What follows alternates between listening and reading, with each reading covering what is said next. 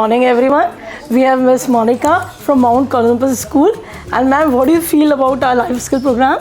I think it's amazing because these days when we're talking about AI technology, I think life skills still need that kind of a pause where we understand how the child behave, how they're working, and how as school we're working around for bullying.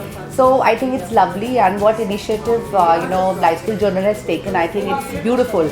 And we though as our curriculum we are already incorporating a lot of life skills activities while in their classes generally also, but then I think a special period or special time should be given in our for our students so that they get better in this understanding. Would you like to give any suggestion, ma'am? I guess I've understood about this kit.